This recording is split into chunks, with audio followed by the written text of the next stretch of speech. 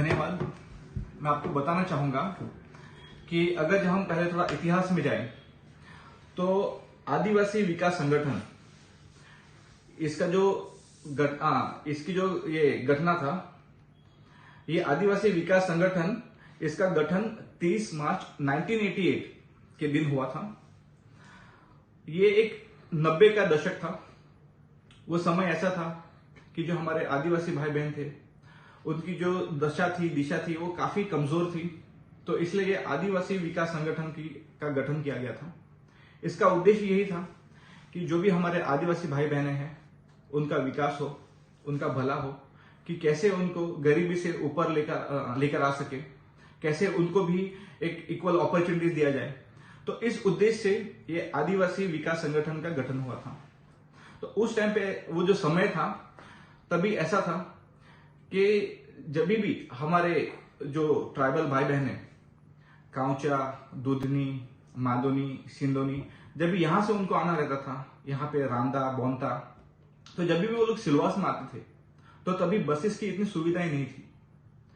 और जब भी यहाँ पे कॉटेज हॉस्पिटल में उनको रुकना पड़ता था उनके किसी मरीज के साथ, तो उनके पास उनकी आर्थिक परिस्थिति इतनी स्ट्रांग नहीं थी कि वो यहाँ पे कहीं पे होटल में रुक सके। तो ये सारी चीजें देख के आदिवासी विकास संगठन ने, जो प्रशासन था उस वक्त का, तो उनके पास से एक डिमांड किया कि हमें भी एक भवन का निर्माण करने के लिए आप जमीन दीजिए। तो प्रशासन ने भी एक सेम चीज की। उन्होंने एक जमीन 99 इयर्स के लीज पे आदिवासी विकास संगठन को दिया। अब यहां पे मैं आपको बताना चाहूंगा कि जब ये आदिवासी विकास संगठन के तरफ से जब ये भवन का निर्माण किया गया यहाँ पे, तो कुछ टर्म्स और कंडीशंस थी, जैसे कि जो भी उनके उद्देश्य है उन्हीं के हिसाब से उन्हें चलना होगा। कोई भी इलीगल कंस्ट्रक्शन वो नहीं कर सकते हैं। मैं ये भी आपको बताना चाहूंगा कि ये एक एनजीओ था, नॉन प्रॉफिट ऑर्गेनाइजेशन, और मेरे पिताजी स्वर्गीय भिखुभाई भीमराव वो भी एक उसमें मेंबर थे, एक प्राइमरी मेंबर थे। जो 11 से 15 लोगों की जो कमिटी थी, तो उसमें साइनिंग अथॉरिटी में मेरे पिताजी भी थे। कुछ समय तक ये ठीक से चला, लेकिन जैसे ही समय बढ़ता गया तो ये आदिवासी विकास संगठन ने जो ये बनाया था आदिवासी भवन, तो वो उनके जो उद्देश्य थे उससे भटक गए। उस टाइम पे उनको जो ये नॉन प्रॉफिट ऑर्गेनाइजेशन था, तो उसमें से ये नॉन जो वो हट गया, और ये भवन जो है ये केवल एक प्रॉफिट ऑर्गेनाइजेशन तरीके से बन के रह गई। यहां पे भवन में किसी को भी इन्होंने, जो भी हमारे आदिवासी भाई बहने थे, उनको किसी को भी वहां पे दुकानें नहीं दी। रंग बसेरा की तरह से उनको यूज करना था, वो भी नहीं हुआ। वो केवल एक कमर्शियल बिल्डिंग और कमर्शियल कॉम्प्लेक्स की तरीके से यूज होने लग गया।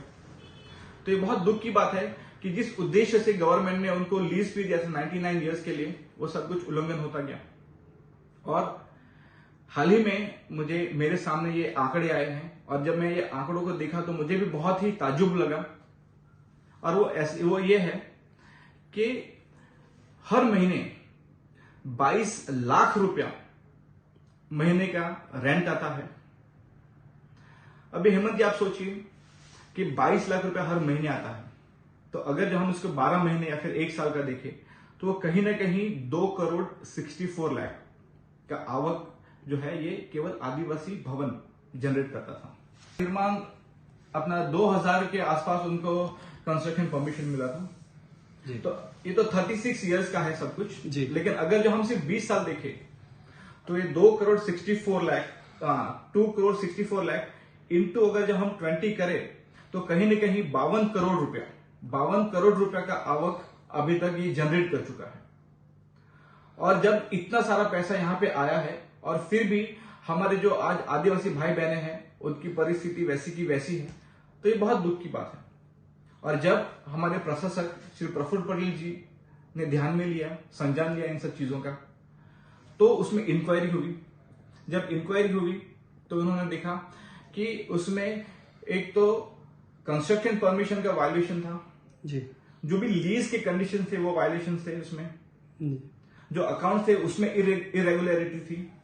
तो इसीलिए प्रशासन ने सबसे पहला काम किया कि उसका जो ये डेलकर परिवार जो 20 साल से ये प्रॉपर्टी का लुप्त ले रहा था, जो आदिवासी का जिसमें शोषण हो रहा था।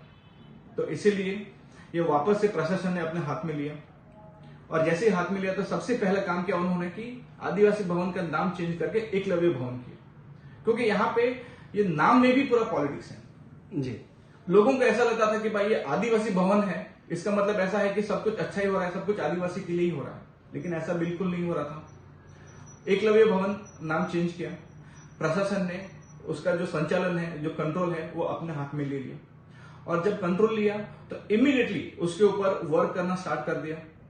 वहां पे आप अगर देखो तो जो हमारे नौजवान हैं, जो युवा है, उनको भी उसमें रोजगारी के साधन कैसे उनको प्राप्त हो सके, जो भी हमारे सेल्फ हेल्प ग्रुप है अलग अलग अपना प्रदेश के और अलग अलग जिला से, तो उनको वहां पे ट्रेनिंग दिया जा रहा है। और कल जब हमारा डिस्कशन हुआ अपना प्रफुल्ल पटेल सर से भी, तो उन्होंने भी यही कहा कि यहाँ पे एक अच्छा सा बिल्डिंग यहाँ पे तैयार होना चाहिए, एक मॉडर्न इंफ्रास्ट्रक्चर होना चाहिए, और जो उद्देश्य था कि आदिवासी का भला, आदिवासी का उत्थान, तो सही मायने में ये सारी चीजें अभी इंप्लीमेंट करनी चाहिए। यहाँ पे जो दुकानें हैं वो हमें हमारे आदिवासी भाई बहनों को मिलना चाहिए। अगर जो किसी भी अपना गरीब, वंचित, पीड़ित, दलित किसी को भी अच्छे लेवल पे शादी करना होगा सिलवास में, तो वो आदिवासी भवन में एकदम कम से कम खर्च में वो यहाँ पे कर सकता है।